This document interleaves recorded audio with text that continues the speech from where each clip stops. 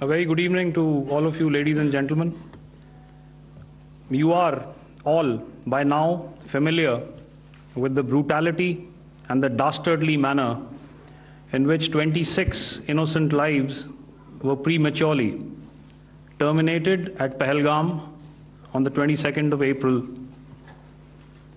When you combine those horrific scenes and the pain of the families that the nation witnessed with numerous other recent terrorist strikes on our armed forces and defenseless civilians, we knew that the time had arrived to make yet another compelling statement of our resolve as a nation. Operation Sindoor was conceptualized with a clear military aim to punish the perpetrators and planners of terror and to destroy their terror infrastructure. What I do not state here, of course, is the often stated determination of India and its intolerance to terror. It set into motion a very diligent and microscopic scarring of the terror landscape across the borders and the identification of terror camps and training sites. The locations that emerged were numerous, but as we deliberated more, we realized that some of these terror hubs were now bereft of any presence and had preemptively been vacated, fearing retribution from us. There was also a term of reference and our own binding, self-imposed restriction to target only terrorists and thus prevent collateral damage. There were 9 camps that you are now all familiar with, which were confirmed by our various intelligence agencies to be inhabited. Some of these were in POJK, while there were others that were located in the Punjab province in Pakistan. Nefarious places such as Muridke, the hub center of the Lashkar-e-Taiba, has over the years bred infamous characters such as Ajmal Kasab and the likes of David Headley.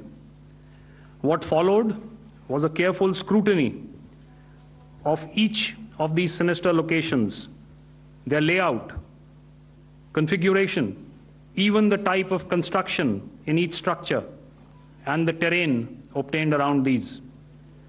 This was with an obvious intent to deduce and identify the exact vector that was required for their neutralization, as also the eyes in the sky that we would send up to ensure that we brought back evidence that we had indeed targeted what we set out to. The precise images of these engagements on that fateful and historical night have already been showcased during the first press statement on the 7th of May that was helmed by our Foreign Secretary. I have no doubt in my mind that we achieved total surprise, and those strikes across those 9 terror hubs left more than 100 terrorists killed, including high-value targets such as Yusuf Azhar, Abdul Malik Rauf, and Mudassir Ahmed that were involved in the hijack of IC-814 and the Pulwama blast.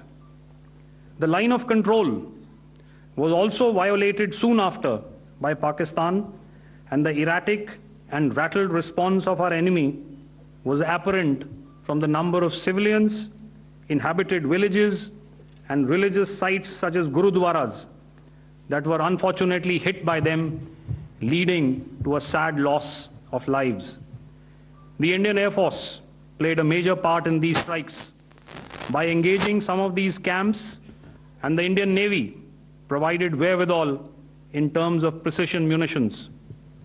The Indian Air Force obviously had their assets up in the sky, and I will here request Air Marshal Bharti, the Director General of Air Operations, to detail for you the methodology that the men in blue adopted to successfully manifest this mission.